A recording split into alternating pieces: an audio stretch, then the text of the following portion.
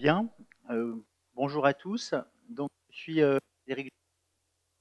Donc, je vous propose une session sur la représentation spatiale des données de FileMaker et les interfaces avec un smartphone. Partant du constat que dans FileMaker, il n'y a pas de fonctions qui permettent de dialoguer directement avec le smartphone et qu'il n'y a pas tellement de possibilités de représenter les données dans l'espace en 2 dimensions. Alors, ben, à propos de moi, bon, certains me connaissent, j'avais déjà fait des présentations à d'autres FMConf il y a quelques années. J'ai une formation d'école de commerce et de gestion. J'ai eu des mauvaises fréquentations, j'ai failli finir trader, mais bon, ça s'est pas fait. Du coup, ben, je suis allé en cabinet d'audit et d'expertise comptable. Pas très longtemps, hein, le temps de faire une dépression. Après, j'étais directeur financier. Et puis, je suis passé consultant chez Sedge, l'éditeur de gestion. Et donc, c'est là que j'ai pris un petit peu goût à la programmation en paramétrant des logiciels de paye.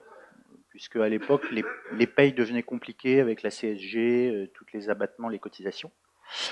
Et puis, c'est ce qui m'a en fait amené à FileMaker, parce que les logiciels de compta et de gestion commerciale de chez Sedge, ben, ils sont paramétrables mais fermés.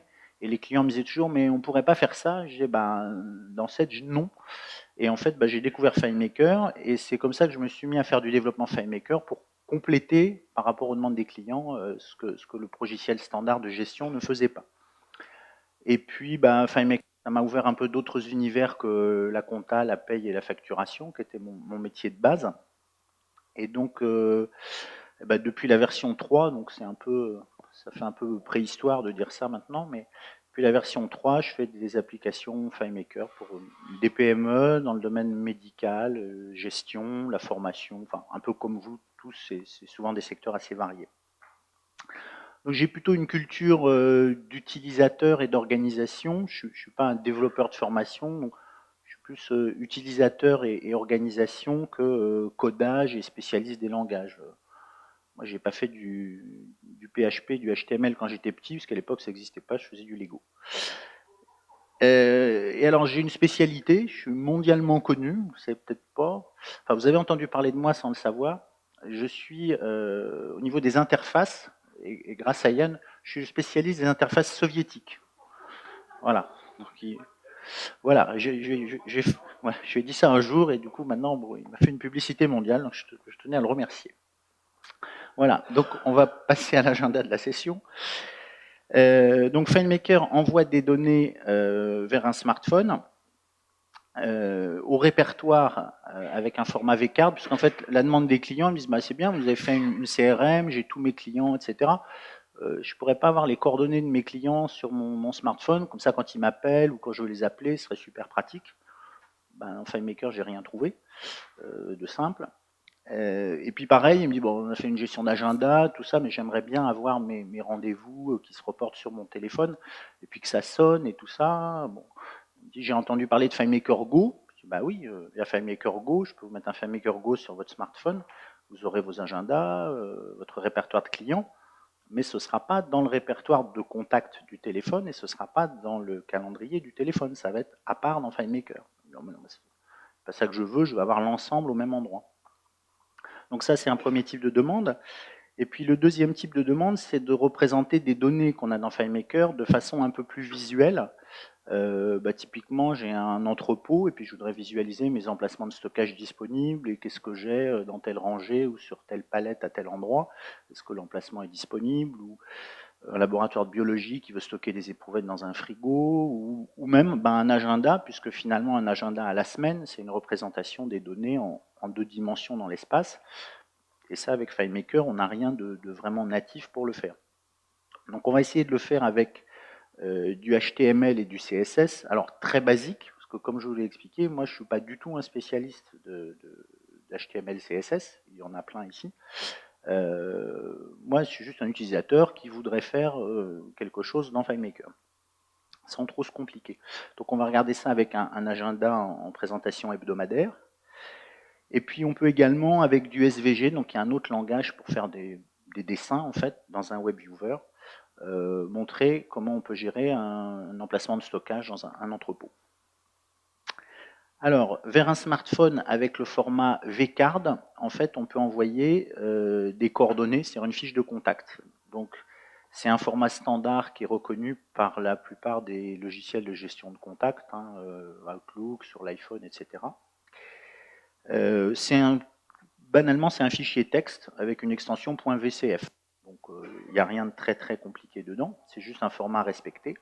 Il y a quelques infos qui sont obligatoires, on va le voir. Bon, à minima, pour un contact, il faut au moins le nom, quoi, le nom et le prénom, sinon il y a contact. Et puis on peut placer, on peut en placer plusieurs dans un même fichier, une à la suite des autres, pour envoyer ça au smartphone. Alors un exemple de vCard minimal, le début du fichier, il y a une petite déclaration, begin de la vCard, le numéro de version. Ensuite, on a les informations de la personne, donc le nom, le prénom, la civilité, l'abrégé qui va apparaître dans le répertoire. Et puis on termine en disant bah, la vCard est terminée, on passe éventuellement à une suivante. Donc une vCard multiple, ça nous donne ça. On a dans un même fichier, on a une première vCard, begin, les infos, end de la vCard, et le fichier continue avec un deuxième contact. Une vCard, donc évidemment, elle peut être plus complète que le nom-prénom. Hein. Tout ce qu'on a, grosso modo, dans les contacts du smartphone, ben, on peut le récupérer. Donc, voilà le format en fait qu'il va falloir générer. Donc, il y a une petite syntaxe à respecter des intitulés. Grosso modo, donc, le nom, le prénom, les adresses, téléphone, email, en gros, les basiques pour communiquer avec quelqu'un. Alors, on va faire une petite démonstration dans FileMaker. Donc, dans les fichiers que vous recevrez de la conférence, il y a 4 fichiers. Un pour la démonstration vCard, un pour les rendez-vous, et puis on va voir après les autres. Donc, on prend le fichier vCard. Donc, on a ici classiquement une fiche de contact. Le nom, prénom. Donc, ici, on a toutes les rubriques de contact. Si on regarde dans la définition de la base de données, quelque chose de tout à fait classique au niveau d'un contact. Et puis, donc, on a à droite de l'écran le code de la vCard qui est généré. Alors, pour que la syntaxe soit simple, ben, on utilise une fonction personnelle. Donc, une fonction personnalisée qui est ici. On lui passe les différents paramètres, la civilité, le prénom, le nom, et puis par des calculs, en fait c'est de la concaténation de texte, hein, elle va nous construire le code complet de la vCard. Donc il y a juste à lui rentrer les éléments nécessaires, ils ne sont pas tous obligatoires, et ça nous génère le texte de la vCard qui est ici. Et ensuite l'astuce, ça va être d'exporter ce fichier et de l'envoyer par mail sur le smartphone, puisque c'est une manière pratique d'envoyer une donnée sur un téléphone. Donc on va avoir un fichier VCF. Donc dans la démo, vous ferez le test, vous mettez ici à la place de la mienne, vous mettez votre adresse mail.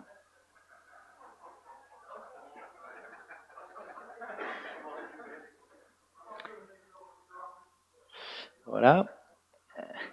Et donc vous générez le fichier VCF. Alors il y a un petit script, il y a une particularité, c'est qu'en fait c'est un fichier texte, mais pour que le smartphone l'interprète correctement, il faut que les retours chariots de fin de ligne dans le texte soient correctement encodés.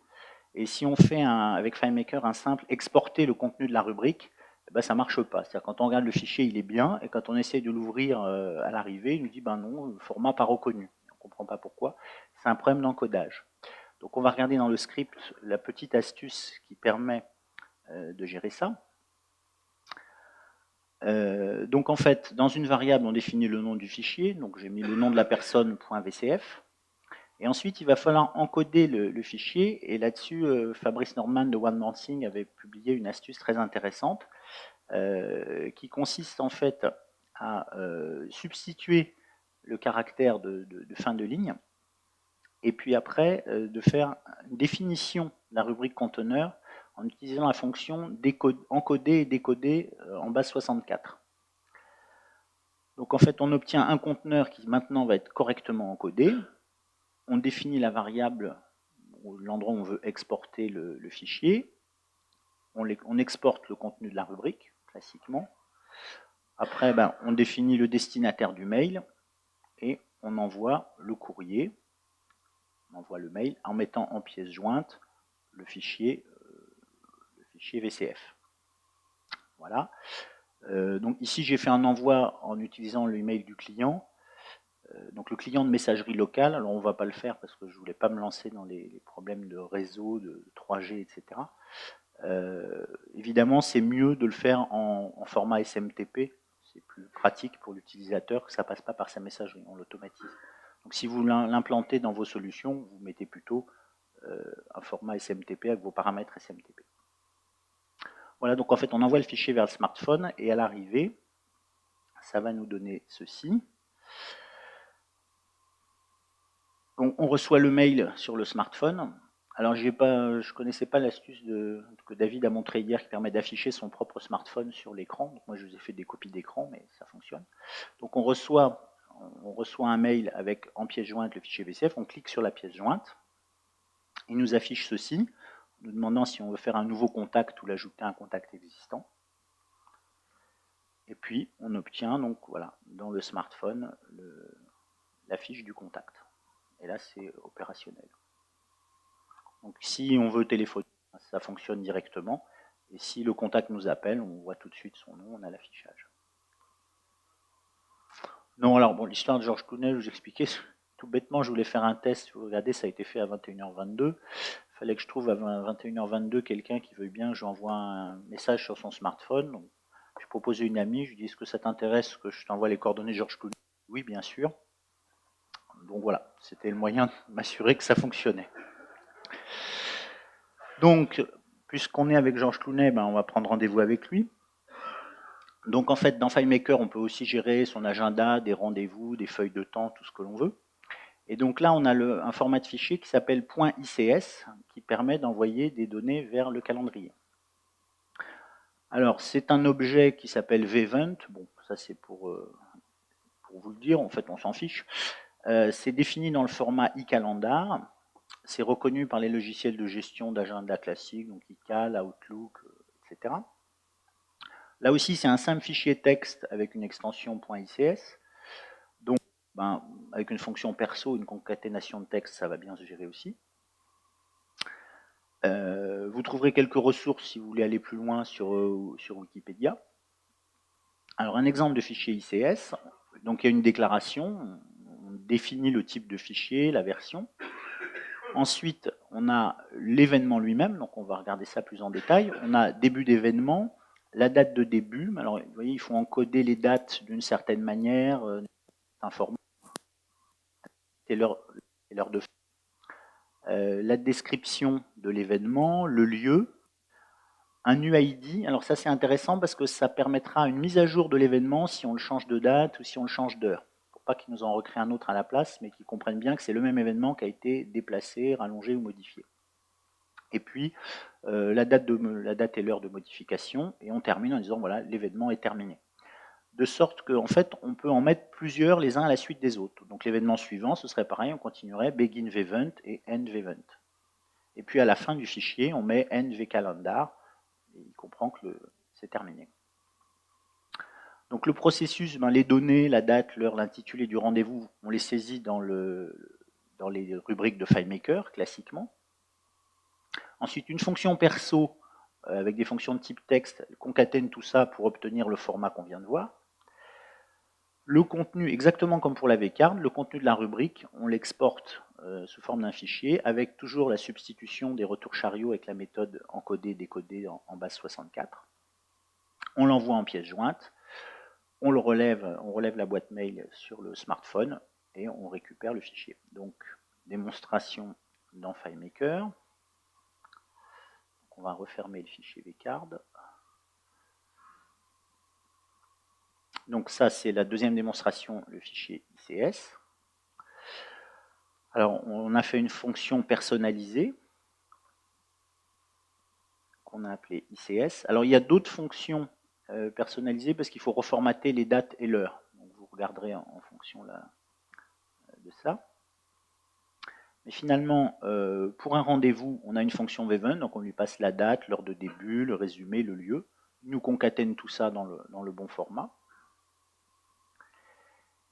Et puis ensuite, on a une fonction ICS qui permet en fait d'envoyer plusieurs rendez-vous en une seule fois. On ne va pas faire un mail pour chaque rendez-vous, parce que si vous avez 10 rendez-vous dans la semaine, ça va être un peu pénible. Donc on concatène tout en un seul fichier et on l'envoie en un bloc. Donc la fonction ICS, en fait, elle fait la déclaration de début du fichier, vcalendar 2.0, le logiciel qui a généré le fichier. On concatène les vevents, c'est-à-dire chaque rendez-vous dans son format, et à la fin on met nvcalendar. Donc en pratique, ça nous donne ceci.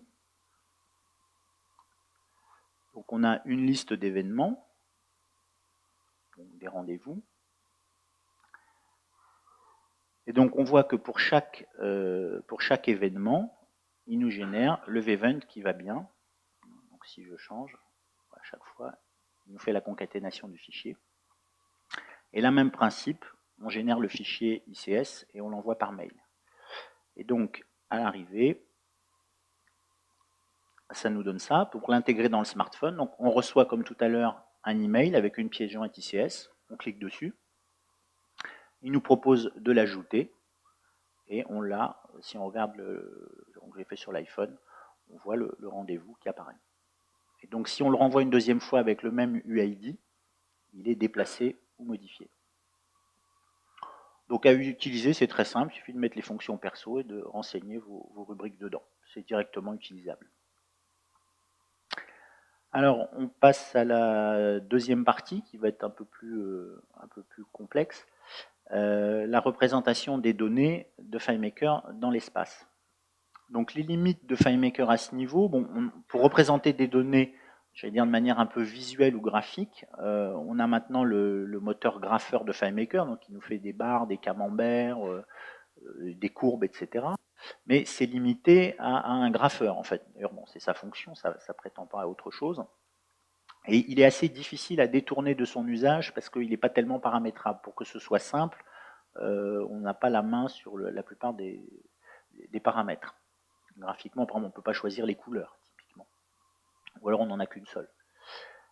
Donc ça ne nous permet pas de représenter un entrepôt de stockage ou un plan ou de faire un dessin. Sinon, dans FileMaker, on a des objets, on a des rectangles, des cercles, des barres. On peut faire du dessin dans FileMaker, mais ça reste en fond de modèle. C'est-à-dire que ces objets, on n'a pas de fonction de dessin dans FileMaker. Le grapheur, donc il est facile, mais uniquement pour faire des courbes, des camemberts, etc. Et donc les formes et les lignes qu'on a vues ici, on peut éventuellement les masquer, mais on ne peut pas faire de formatage conditionnel. Et donc, on n'a pas dans FileMaker de fonction ou d'action qui nous permettent de positionner sur le modèle un objet en calculant sa position. On ne peut pas dire le rectangle, je veux le mettre en haut à droite, et que par calcul ou par script, il s'affiche ailleurs.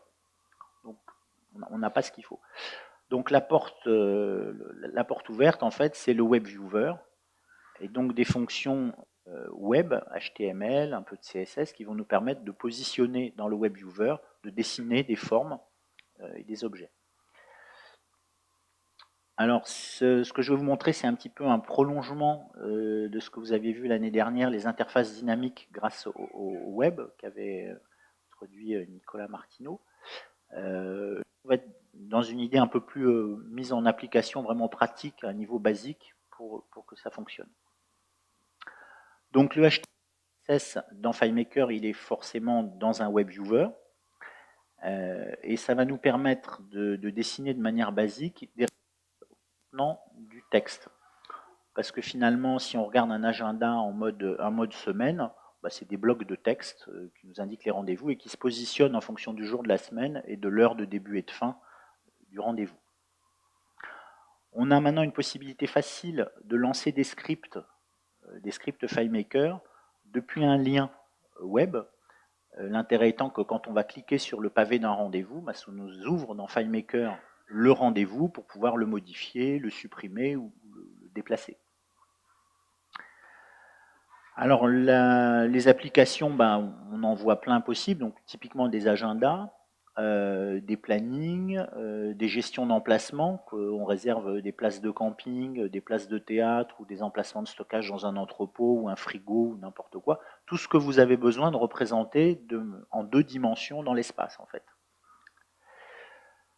L'inconvénient de tout ça, c'est que le code HTML, par rapport à la facilité naturelle de FileMaker qu'on apprécie tous, où il n'y a quasiment pas de code, où c'est très intuitif, le HTML et le CSS, ça reste un langage de développeurs, de programmeurs, donc ça paraît tout de suite plus lourd et plus complexe que ceux auxquels on est habitué à faire dans FileMaker. En 2 clics, on a un truc merveilleux en n'ayant pas fait de code, quoi.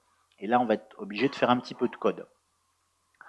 Donc l'idée, c'est avec des fonctions personnalisées préparées, d'avoir le moins de code à faire. Une fois qu'il a été mis dans la fonction perso, il n'y a plus qu'à l'utiliser sans trop se poser de questions de syntaxe. Parce qu'en fait, voilà ce qu'on va essayer d'obtenir. On fait quelque chose de très basique pour la démonstration. Donc un agenda hebdomadaire, on a 4 rendez-vous. On a une colonne par jour de la semaine et le rendez-vous va se positionner correctement en fonction de son heure de début et de son heure de fin. Donc quand on voit ça à l'écran, bon, il n'y a quand même rien d'extraordinaire. L'ennui, c'est que pour arriver à ça, il nous faut du code HTML, CSS. Alors, bon, j'ai exagéré un peu, mais on n'en est pas loin quand même, dans le sens où il y a ça reste un peu compliqué, parce que il y a toute une syntaxe qu'il faut strictement respecter, donc il y a des crochets ouvrants, des crochets fermants, des fois il faut mettre des guillemets, là c'est un point d'interrogation, ici c'est un $, et alors s'il manque le moindre caractère, ça s'affiche pas ou ça affiche n'importe quoi. Donc par rapport à FileMaker, où en fait, là encore, on n'a pas tellement de risque d'erreur quand on développe en FileMaker, ou dès qu'il y a un truc qui ne va pas, FileMaker gentiment nous dit mais non, vous avez oublié la parenthèse fermante, etc. Là, HTML, CSS, il nous dit rien. Donc, il affiche rien ou n'importe quoi, voilà. Donc d'où l'intérêt des fonctions perso dans lesquelles on va enfermer toute la espèce de grammaire et de syntaxe dont on a besoin pour après l'utiliser plus simplement. Donc à la moindre erreur, il n'y a plus rien qui marche. Donc les fonctions perso pour simplifier, donc vous les retrouverez dans le fichier de démonstration. Alors, il y en a une qui n'a rien à voir avec le HTML et le CSS, c'est que si on veut faire un agenda hebdomadaire, on veut afficher les rendez-vous d'une certaine semaine, sachant que des rendez-vous, on en a les semaines précédentes, pour les 3 mois qui viennent. Et donc on a 2 contraintes. Il faut, 1, savoir quels sont les rendez-vous qui font partie de la semaine, et 2, dans quelle colonne, lundi, mardi, mercredi de la semaine, je vais les afficher.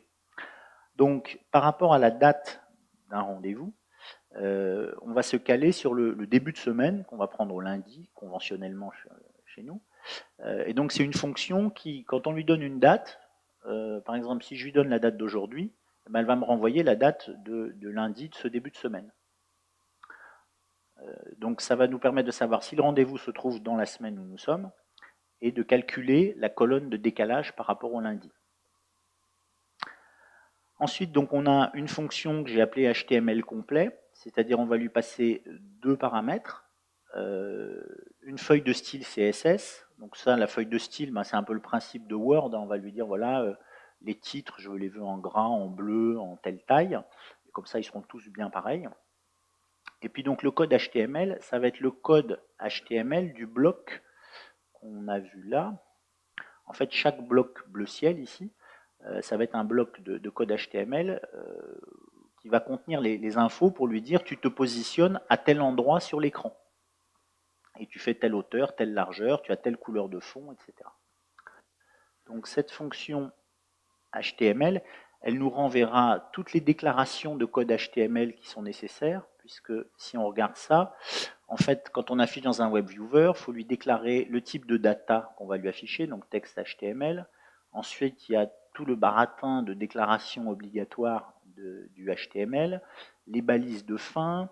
Ici, si on regarde à cet endroit-là, la feuille de style, qu'on voit là, body, font, etc. Donc la fonction perso va nous générer tout ça.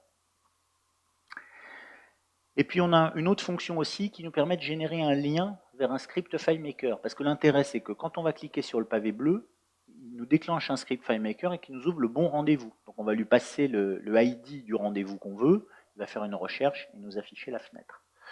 Donc là aussi, il y a une petite grammaire à passer. On la voit ici. Non, on ne la voit pas, je vais vous la montrer plus loin dans la démo. Donc en gros, on lui passera en paramètre le nom de notre script, les paramètres du script qu'on veut avoir, donc typiquement le ID du rendez-vous, et il va nous formater tout ça comme ça va bien. Et donc la dernière fonction perso qui va nous créer un HTML pour le bloc de texte. Donc on a une classe de style qu'on pourra lui indiquer. Donc, on renverra à la feuille de style en lui disant mes rendez-vous, je veux qu'ils soient en fond bleu, en telle taille, etc. Et puis ensuite on lui passe les différents paramètres, c'est-à-dire la position par rapport à la gauche de l'écran, par rapport vers le bas, la largeur du bloc de rendez-vous, sa hauteur qu'on calculera en fonction de la durée du rendez-vous, une couleur de fond, le lien FileMaker qu'on aura calculé au-dessus vers le script, le texte où on va afficher rendez-vous avec Monsieur Martin, et puis l'alignement si on veut que ce soit calé à gauche, au centre ou à droite. Donc en combinant ces fonctions perso-là, eh ben, on va arriver à afficher l'agenda. Le gros avantage, c'est qu'on n'a plus à se préoccuper d'avoir oublié un bout de crochet ou un guillemet qu'on n'a pas refermé, etc. Donc le code HTML pour le WebViewer, donc on a une déclaration pour le WebViewer en disant voilà le type de données que je te demande d'afficher, les entêtes HTML avec les déclarations W, etc. La feuille de style qu'on va intégrer directement dans la page, on n'ira pas chercher un fichier à l'extérieur. Les différents objets, donc chaque rendez-vous, donc le premier rendez-vous, le deuxième, le troisième, et puis la balise de fin de HTML pour refermer proprement notre page HTML. Donc typiquement, voilà ce que ça donne, la partie verte, data text HTML, le début de la déclaration, donc tout ça, la fonction perso va nous le générer. Là, la feuille de style, on va lui dire que body, donc c'est le corps de la page, on veut que ce soit du Verdana, qu'il y ait une marge de 0 autour du WebViewer. Et donc, .rdv, c'est en fait le style qui va nous servir pour afficher les rendez-vous. Donc on lui dit tous les rendez-vous, je veux que le texte du rendez-vous ce soit une police Verdana, en taille 36, de couleur noire, et je vais fournir un positionnement absolu, c'est-à-dire je vais lui donner des coordonnées x, y par rapport en haut à gauche du WebViewer, il doit le positionner exactement où on va le lui dire. Donc avec les fonctions perso, on les imbrique de cette façon, donc vous le verrez dans le fichier de démo. On a le HTML complet qui nous fait la déclaration. On récupère la feuille de style qu'on va stocker dans une rubrique de type global. La liste des rendez-vous à afficher. Donc on utilise la fonction liste de FileMaker qui nous récupère les rendez-vous de la semaine, puisque chaque rendez-vous aura son propre code HTML, qui est donc le bloc de texte, la partie en marron, donc avec les paramètres qu'on va lui passer. Et donc pour chaque rendez-vous au milieu, on imbrique la fonction lien vers un script FileMaker avec le nom du script, le paramètre et l'ID du rendez-vous. Donc cette formule-là, en fait, qui est expliquée en couleur, vous allez la retrouver dans le fichier de démonstration.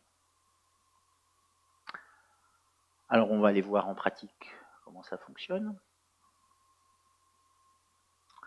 on va refermer le fichier ICS. Et donc on a une démo qui s'appelle HTML.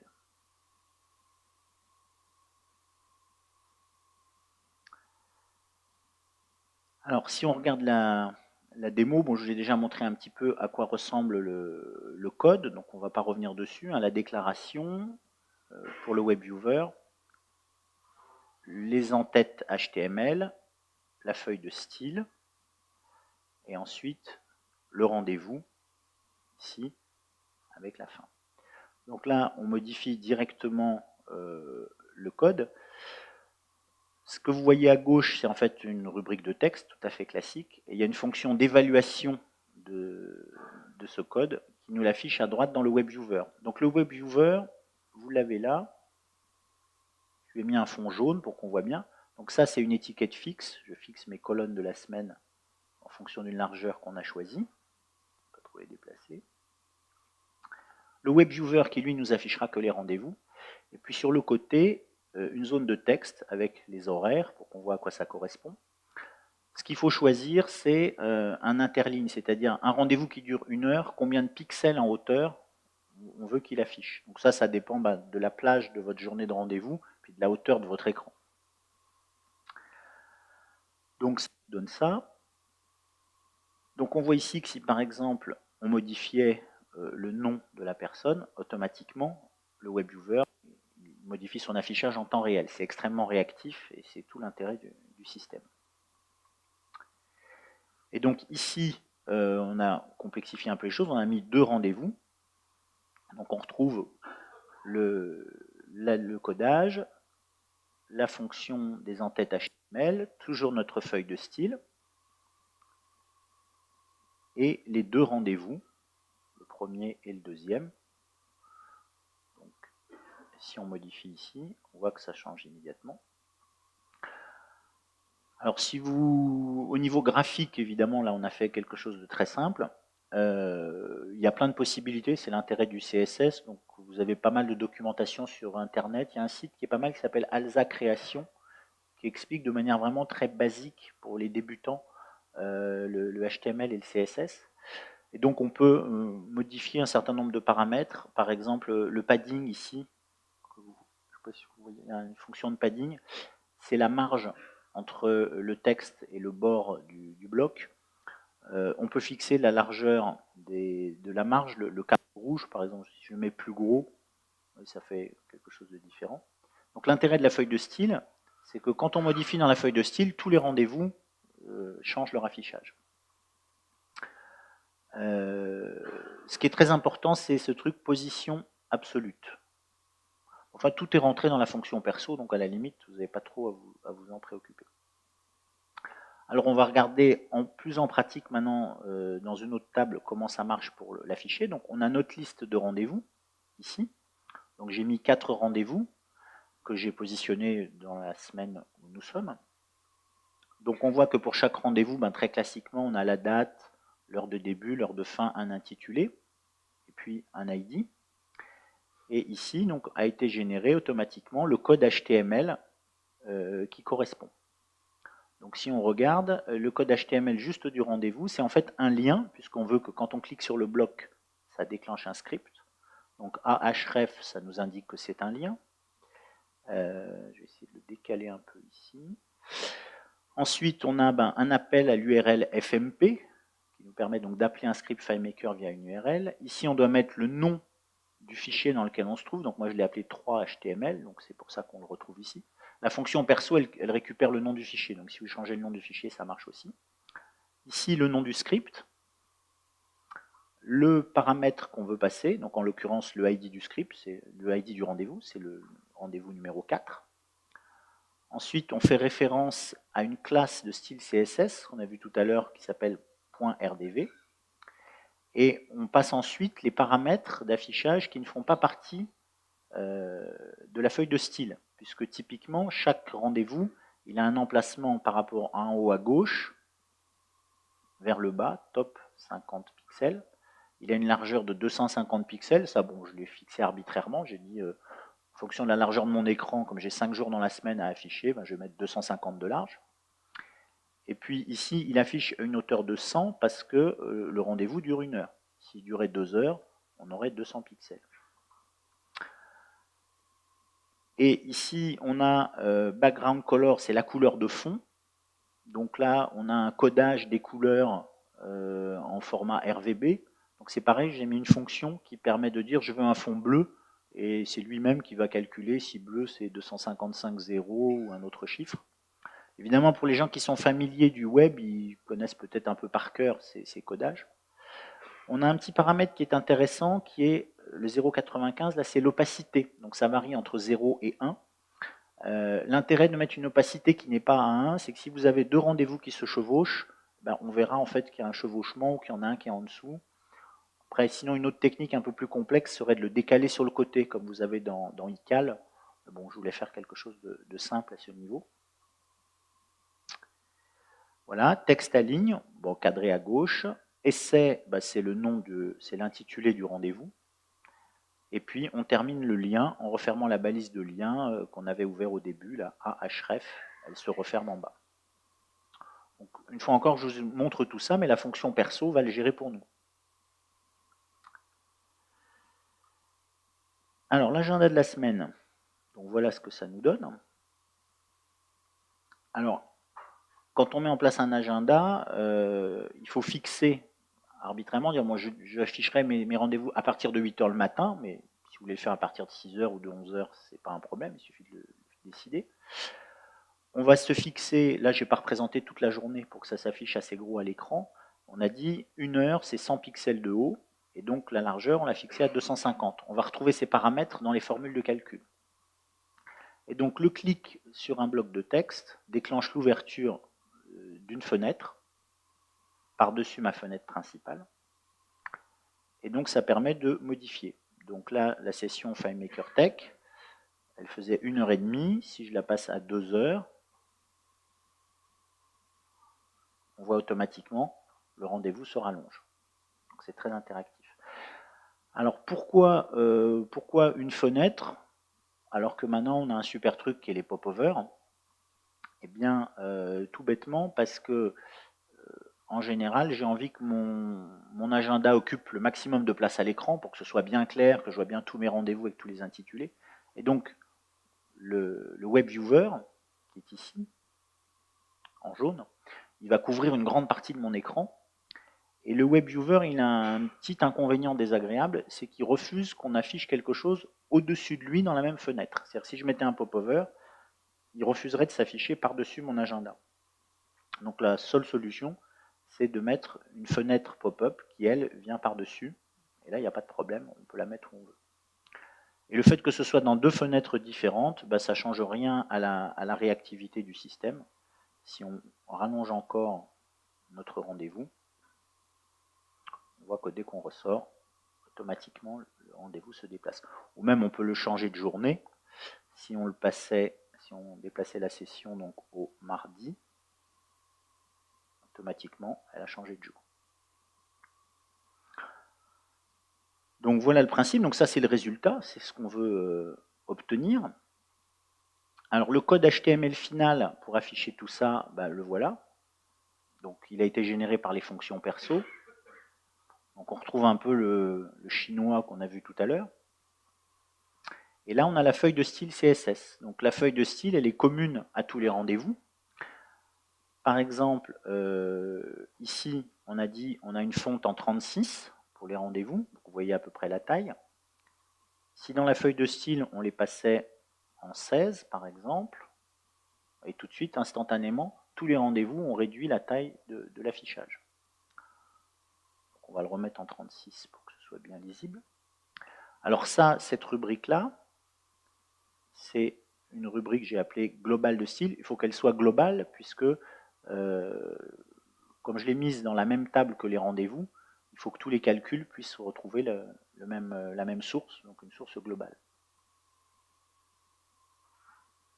Alors on va regarder derrière un petit peu comment ça fonctionne. Donc ici, il n'y a pas besoin de script. Enfin, le seul script qui existe, c'est celui qui affiche le rendez-vous. On va les regarder d'ailleurs, les scripts. J'ai mon script d'ouverture. Bon, il y a un autre script qui s'appelle coucou, c'est parce que je ne vous ai pas montré. J'avais fait un système de démo où en fait, quand on clique dans certains rendez-vous, alors c'était pas celui-là, c'était l'autre. Voilà, quand on clique ici, coucou, ceci est le paramètre. C'était pour vous le montrer, mais pour vous, pour les rendez-vous, le script qui va nous servir, c'est celui que j'ai appelé rendez-vous.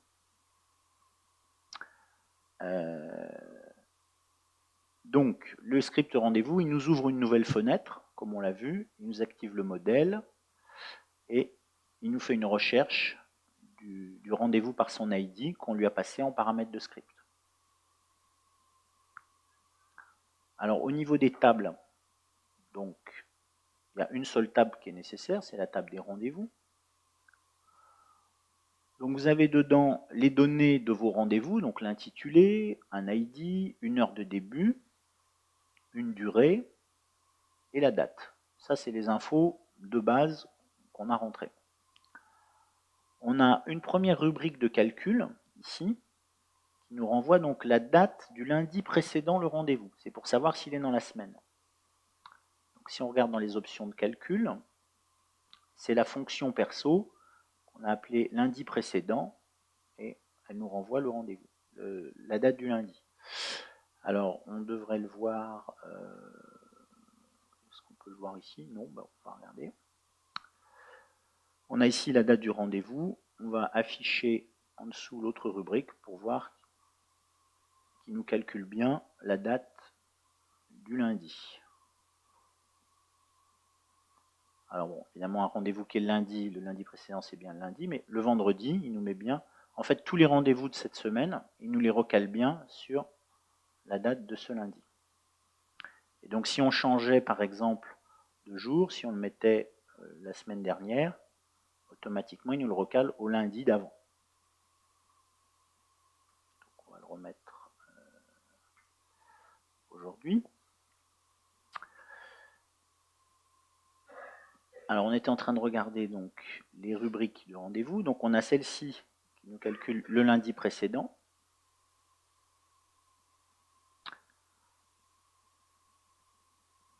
On a une rubrique qui nous calcule le HTML du rendez-vous. Alors, celle-ci, elle est un peu plus compliquée. Donc, on va définir on a une fonction définie. On va dire la largeur d'une journée, c'est 250 pixels. Mon planning de la semaine débute le matin à 8 heures. Et pour chaque heure de rendez-vous, je prévois une hauteur de 100 pixels. Donc on appelle la fonction personnalisée, HTML bloc de texte. Alors je vous les ai mises ici.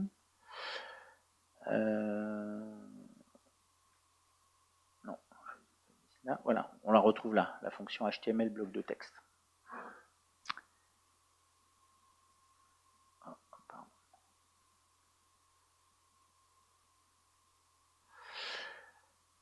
Donc ici, le premier paramètre à lui passer, c'est rendez-vous. Donc c'est le style qu'on souhaite appliquer par rapport à la feuille de style qu'on a vue, le style qu'on souhaite appliquer au rendez-vous.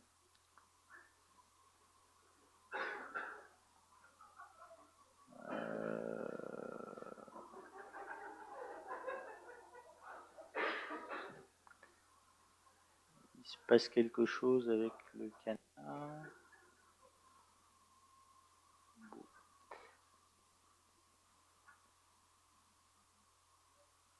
Voilà.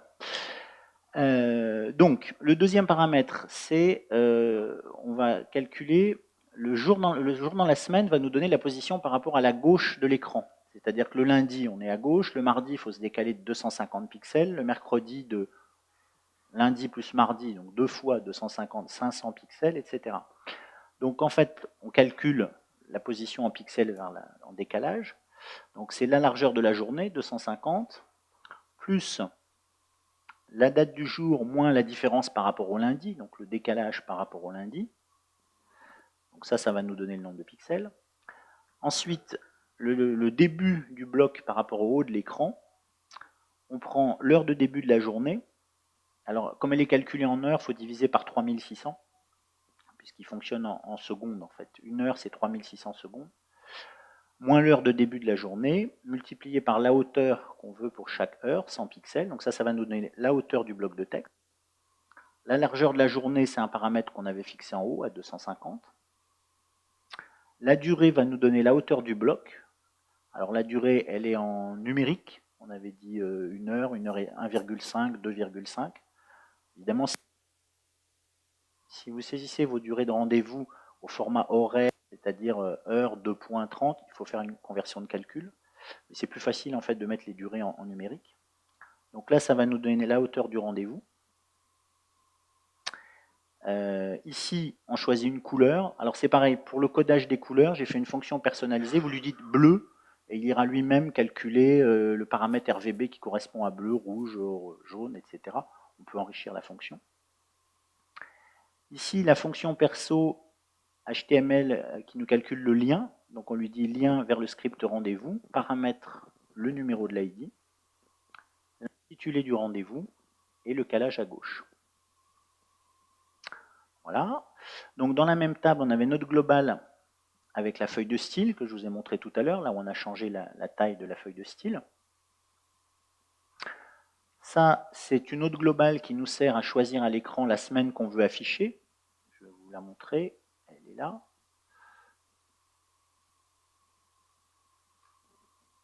C'est celle qui est ici, c'est la globale. Alors, si par exemple, on va mettre un affichage plus petit.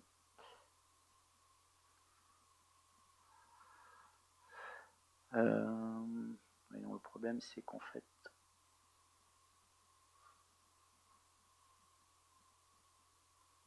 on va la mettre plus par là. Voilà, si je lui dis que je veux afficher la semaine d'avant, bah, j'ai plus de rendez-vous, ce qui est logique. Sauf si je prends un rendez-vous et que je le mets, mettons, au mardi. À ce moment-là, dans la semaine d'avant, j'ai un rendez-vous le mardi. Et si je change de semaine, on a cela. Donc, au niveau des rubriques, on les a toutes vues. La globale de style, celle qui nous sert à choisir la date du lundi de la semaine à afficher. Et donc la dernière, la plus intéressante, c'est celle qui nous calcule tout le code HTML qu'on va mettre dans le WebViewer. Alors celle-ci, elle se base sur la chose suivante. On a, ça c'est une autre table, donc on a notre table des rendez-vous, on en a une deuxième occurrence, on lui dit, affiche-moi à travers ce lien, les rendez-vous dont la date de début de semaine correspond à celle de la semaine qu'on veut afficher. Entre la globale, on a la date du lundi de début de semaine et le lundi du rendez-vous. C'est ce qui nous fait en fait le filtrage entre les rendez-vous de cette semaine et ceux des autres semaines.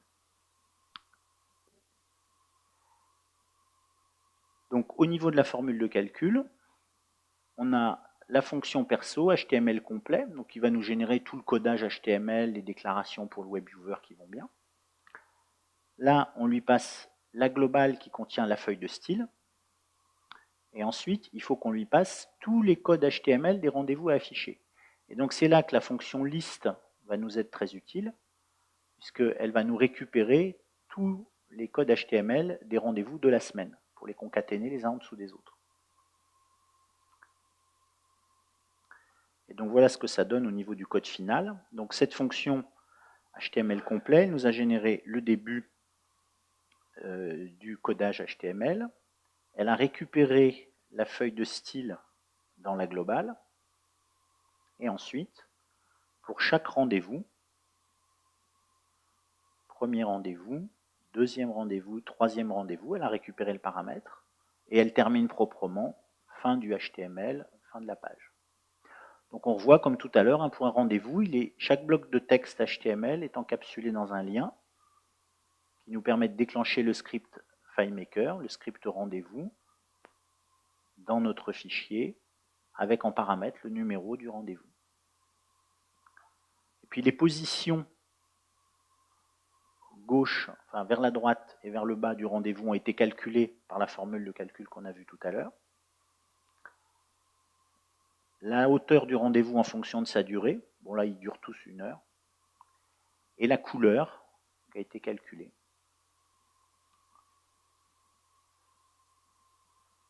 Voilà, et donc quand on clique sur un rendez-vous, il nous ouvre la fenêtre. Et donc les fonctions perso, vous les avez toutes dans le fichier de démo. Donc HTML complet qui nous rassemble l'ensemble. HTML de bloc de texte qui nous calcule tout le bloc de texte. Celle qui sert pour le lien vers le script FileMaker. Celle qui convertit les couleurs. Alors vous pouvez rajouter dans la liste en fait, moi j'ai mis les couleurs en français, puis vous voyez, j'ai recherché sur internet les codes correspondant à chaque couleur, les combinaisons de RVB. Donc ça on les trouve facilement sur internet si vous voulez mettre un rose clair, un violet, un fuchsia, etc. Et puis la fonction qui nous calcule le lundi précédent. Donc en fait c'est la date du jour et on enlève un certain nombre de jours en fonction de la position du jour dans la semaine. Je crois qu'on a fait le tour pour l'agenda. Bon, on est presque dans les temps.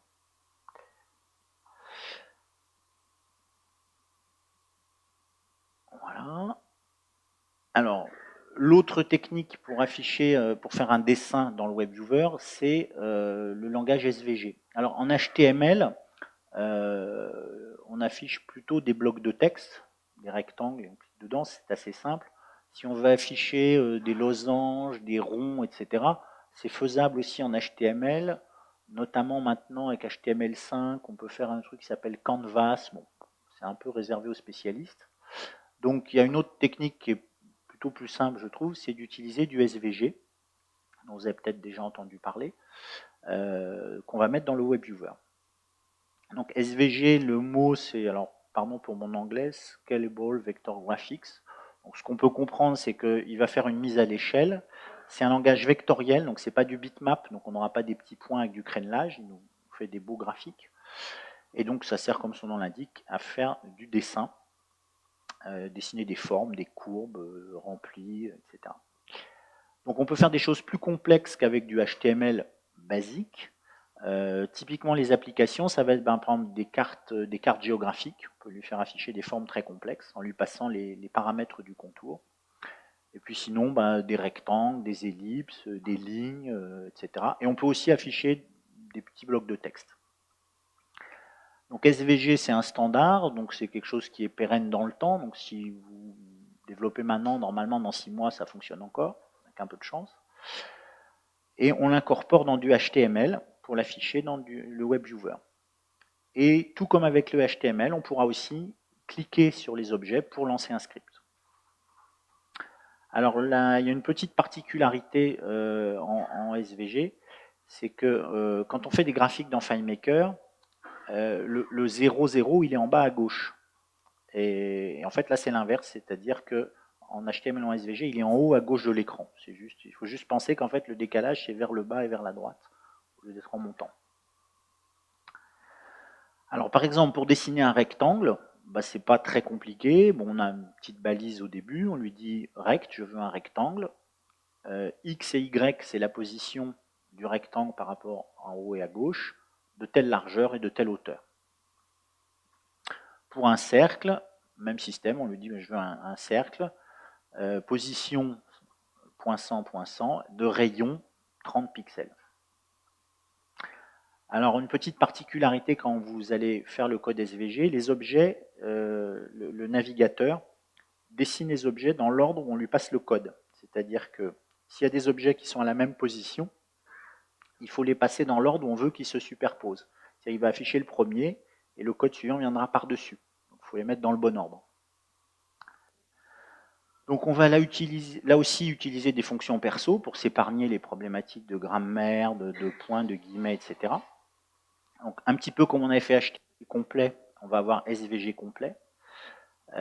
Donc en SVG, il nous demande de définir la taille de la zone de dessin. On dit je veux faire un dessin, une feuille de dessin qui fait telle largeur en pixels, telle hauteur. Donc on lui passera ces deux paramètres. Et puis évidemment le code à afficher. Donc ça va nous générer les en-têtes pour tout le codage et la dimension de la zone de dessin.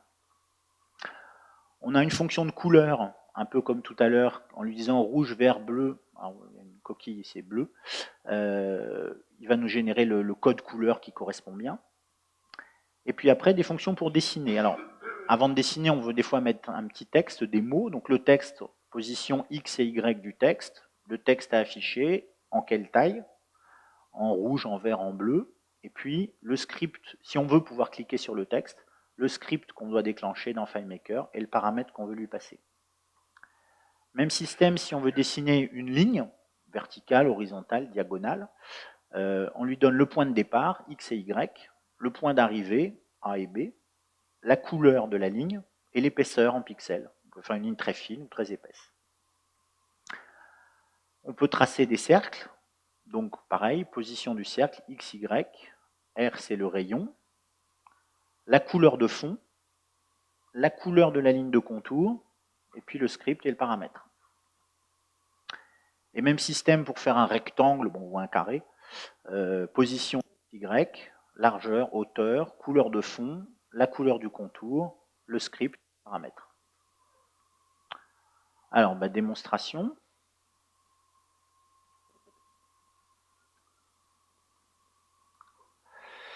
Alors, ici, après un fichier SVG. Alors,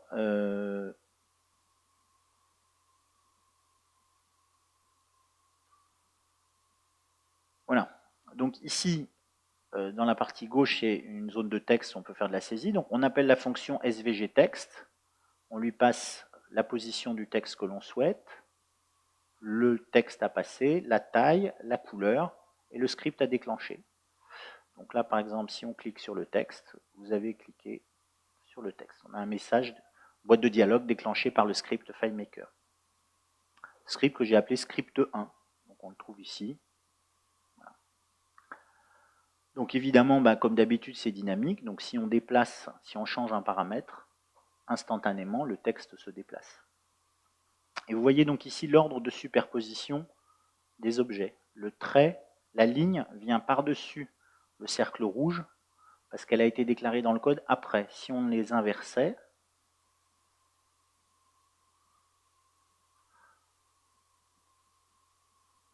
la ligne passe en dessous et derrière le bloc de texte. Voilà, donc bon, on peut faire beaucoup de choses en SVG. Il y a d'autres fonctions. Il y a notamment une fonction qui permet d'indiquer un chemin de points. On lui passe les coordonnées d'un point, un peu comme vous feriez avec un crayon, et puis il dessine en fonction du chemin de points qu'on lui donne. C'est comme ça qu'on peut faire une carte, par exemple, avec des contours détaillés.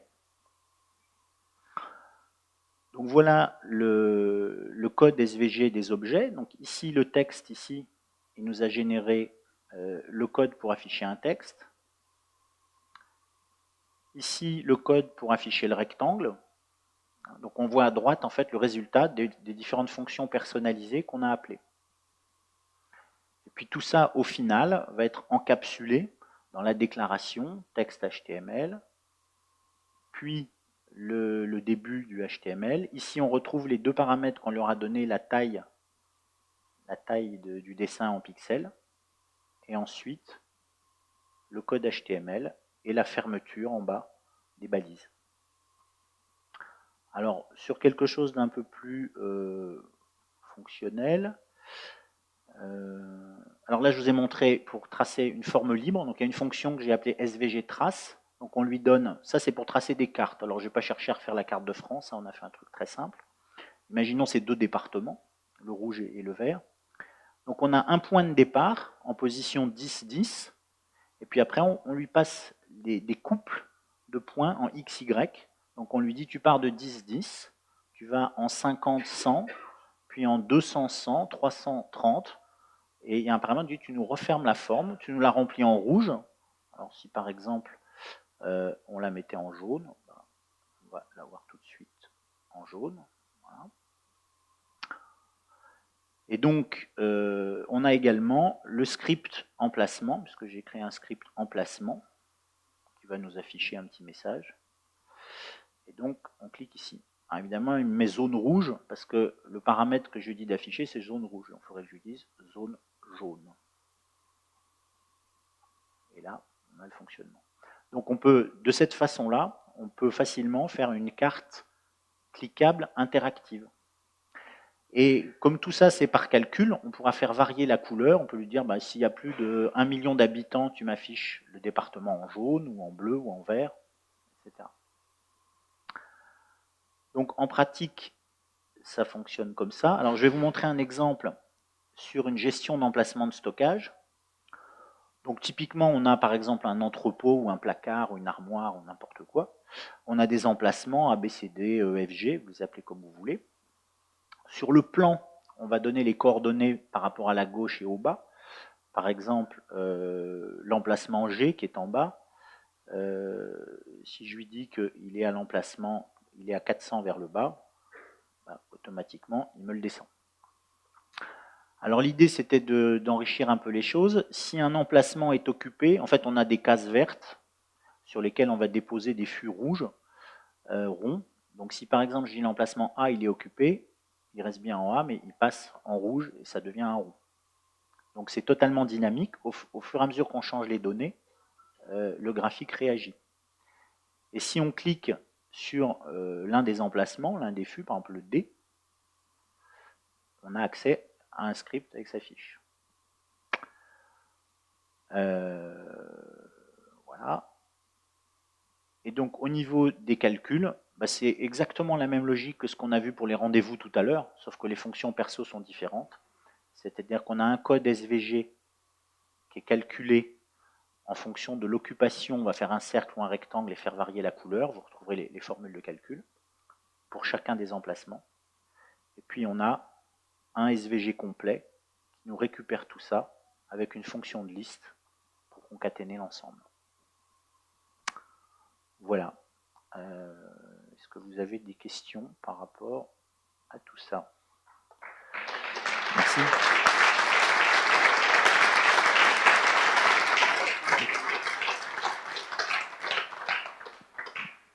Allô, oui, j'avais une question par rapport au V-Calendar et les contacts. Si tu as essayé de faire ça directement depuis Go, c'est-à-dire que sans passer par email, donc on ouvre directement le VCF en fichier de Go et ça le met directement dans les contacts. Je n'ai pas essayé, non, j'ai pas fait le texte à partir de Go parce que non, je me suis pas placé dans cette situation-là, mais logiquement, Go, il est capable d'exporter, il est capable d'envoyer un mail. Ah, mais sans passer par envoyer un mail. Alors que simplement ouvrir le fichier VCF dans Go. Ce qui va ouvrir le VCF sur l'iPhone et faire un contact. Pardon, je peux donner une réponse si vous voulez. Honnêtement, j'ai pas essayé. Je peux donner une réponse si vous voulez. En fait, on peut directement, souvent ce qu'on fait, c'est qu'on peut générer le vCard directement sur le Mac.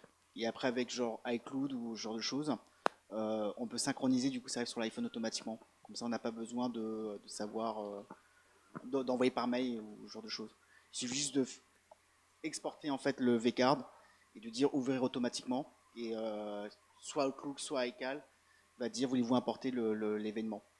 Oui, s'ils sont synchronisés, ça synchronise. De toute façon, ce que je vous ai montré, c'est des choses basiques pour synchroniser, parce que sinon, pour synchroniser des événements, il y a des plugins, il y a des web services, pour le calendar, il y a l'Esterius qui propose un calendrier qui est très sophistiqué avec du glisser-déposer, fonctionnellement qui est beaucoup plus avancé que ce que je vous ai montré.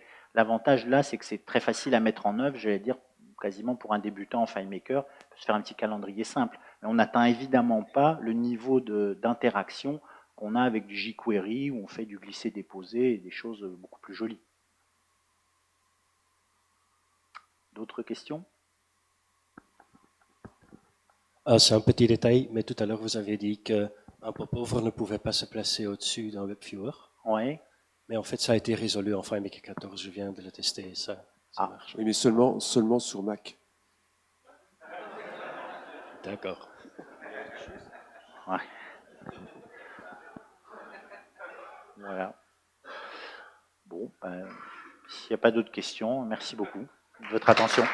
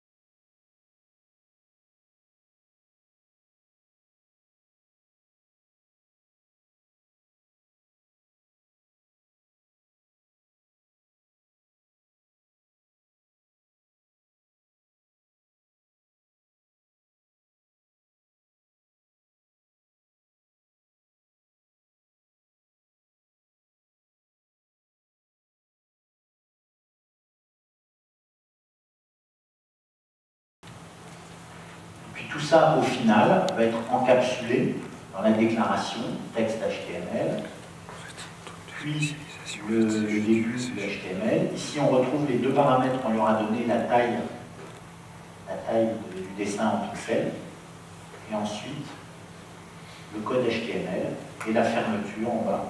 Je vais prendre parce que sinon on n'aura pas de vidéo. Alors, sur quelque chose d'un peu plus fonctionnel, alors là je vous ai montré pour tracer une forme libre, donc il y a une fonction que j'ai appelée SVG trace, donc on lui donne, ça c'est pour tracer des cartes, alors je ne vais pas chercher à faire la carte de France, hein, on va faire un truc très simple. Imaginons ces deux départements, le rouge et le vert. Donc on a un point de départ en position 10-10, et puis après on lui passe des couples de points en XY. Donc on lui dit tu pars de 10-10, tu vas en 50-100.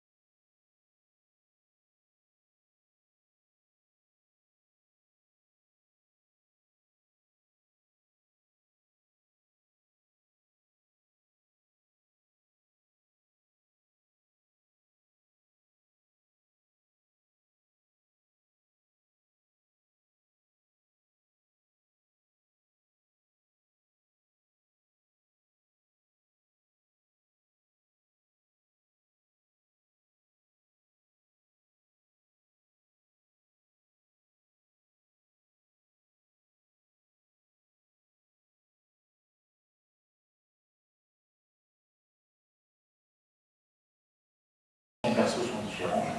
C'est-à-dire qu'on a un code SVG qui est calculé en fonction de l'occupation. On va faire un cercle ou un rectangle et faire varier la couleur. Vous trouvez les formules de calcul pour chacun des emplacements.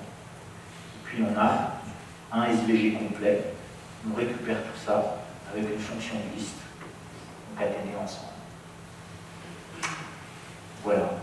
Est-ce que vous avez des questions par rapport